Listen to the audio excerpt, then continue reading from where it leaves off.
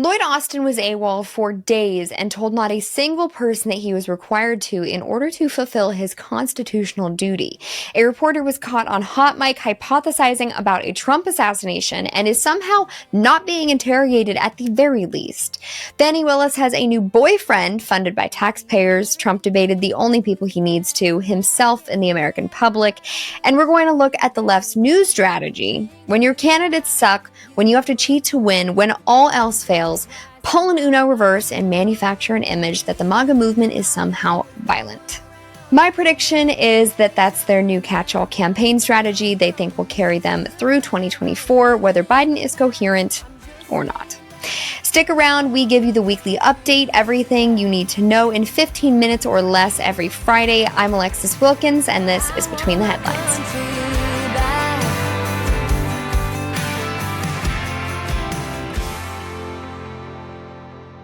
This week, Lloyd Austin, United States Secretary of Defense, responsible for overseeing the policy and advisory of the military, was undergoing surgery and in the ICU for days before anyone was made aware.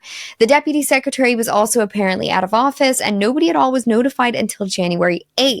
Tell no one. Of course, this is an institutional failure of the Biden administration and its incapable employees, but that we already knew, whether Austin was in the Pentagon or not. But this is also a constitutional issue. The chain of command must be unbroken, and even in the completely dysfunctional system of the Biden administration, this is totally next level unconstitutional. The Pentagon has said that they're working on their system to make sure that this never happens again. They're working on their chain of command. What is this, a best practices HR issue? They act like nobody has ever called out sick before and they didn't have the procedure, and that's why this happened. John, what kind of commander-in-chief is President Biden that at a time when American forces are under fire in the Middle East, he can go days without knowing that his defense secretary is in a hospital bed? Peter, there's a lot to your question, so I want you to bear with me for just a second. This is the United States military. This was an egregious breach of security. We have 15 minutes of reaction for any nuclear action, rising terrorism, both domestic and international, two active conflicts. Not only can we conclusively say that Lloyd Austin is failing at his job, but he's also failing the U.S. service members, the men and women in uniform.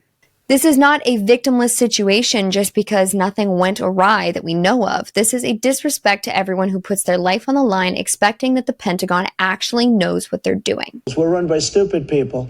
President Biden has already said that he will not accept Austin's resignation letter, but truthfully, Lloyd Austin should be fired. And if this happened in the Trump administration, we would never hear the end of it. A reporter on Hot Mic was heard joking about a potential assassination of President Trump, referring to JFK and a convertible, if you can even believe it. In Obama's era, this would have been front page news. An example would have been made of this reporter. It would have been, probably considered a racial aggression. But the rules don't count with President Trump. Now, I know that the true threat doctrine matters here, and a reasonable person would hear the audio and say they're not saying that they're going to do this action. But honestly, no research into this, and this just staying a headline is shocking to me. Let's listen to it. You be the judge. If he's driving, we've got a good shot. Yeah, if he's driving with the front window open. Yeah, or if it's a convertible. Yeah. I wasn't thinking about that. Yeah.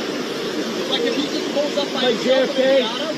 It's like a JFK, or maybe someone, just like they told JFK, you know what you should do? You should take a convertible. It's so nice out.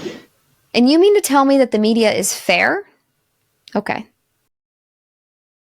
Never did I ever think I'd have to report on a relationship as it pertains to politics, because if there's one thing I decided very early on is that we're not doing celebrity, we're not doing relationships. This isn't that kind of show. We have TMZ for that. But here we are. Man's known by the company he keeps. Fani Willis is evidently having an improper personal relationship with her top prosecutor in the Trump Georgia case. Yeah, the one who was standing next to her when she announced it. Fine, all right, technically it shouldn't matter. However, Fani paid him close to $1 million of taxpayer money. And he visited the Biden White House on taxpayer dime before the case itself. This is just even more evidence that this whole case is presented on faulty ground. You know it's bad when the New York Times says that this bolsters Trump's criticism of the case. What I don't think enough people are talking about, however, is that these allegations came to light, of course, through the process of discovery for the defense. But more specifically, it has been alleged from the prosecutor's own divorce filings admitting that him and Willis had traveled together. I guess we will see if these files ever become public, but either way, this is feeling a whole lot like Lisa Page and Peter Strzok Part 2, corrupt and hypocritical. Trump had his Iowa caucus town hall. He was concise, he was presidential, and he was incredibly charismatic. And I watched the Republican debates that didn't include Trump, obviously. The other candidates had participated. And what was missing for me from an objective point of view was the policy and experience. Trump brings so much policy to the debate. He explains things in plain English. It's why people like him. Some highlights that really stood out to me. He is so self-aware. He knows that the reason they pulled, of course, the day one dictator soundbite is because he said it in the Hannity interview. But he doesn't defend it or go back on it. He says, yeah, we're going to drill and become energy independent on day one, and we're going to handle the border, which is currently our biggest problem as far as economic security and overall crime in the U.S. is concerned. For all of our sakes, day one dictator is fine with me. He also explained some really nuanced economic concepts, both in responses to questions and as statements. The price of oil per barrel rising to over $100 per gallon, noting that people don't understand the economy of war. When energy rises, overall cost increases. In one fell swoop, he completely justifies the fact that he can really turn a lot around in the first bit of the presidency. He explained that overturning Roe v. Wade is something he is very proud of, but that also this is a state issue. I think something important to highlight here is also that it's not that firm stances against abortions lose elections.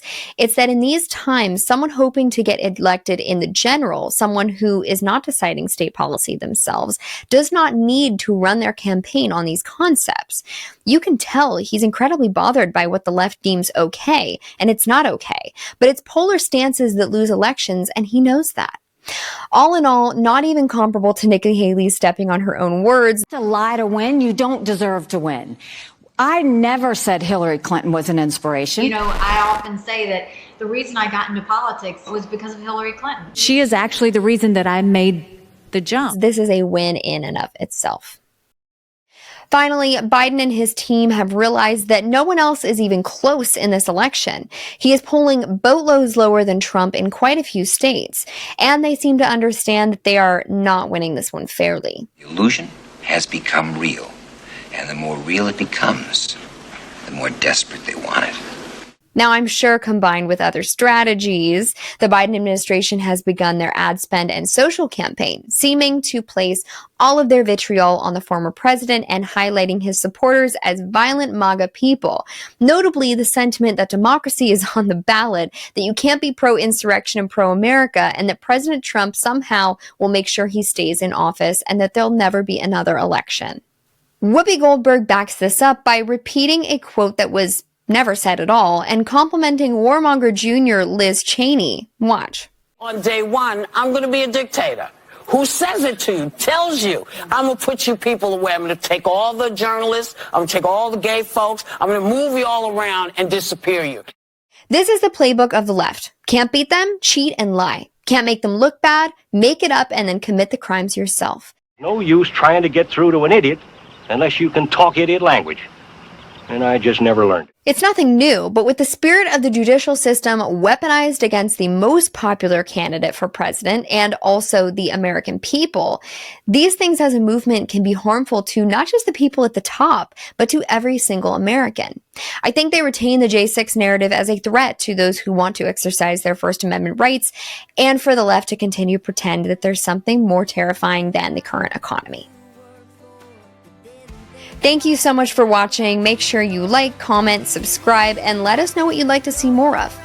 In times like these, do your own research, be good to one another, and remember, the truth is always somewhere between the headlines.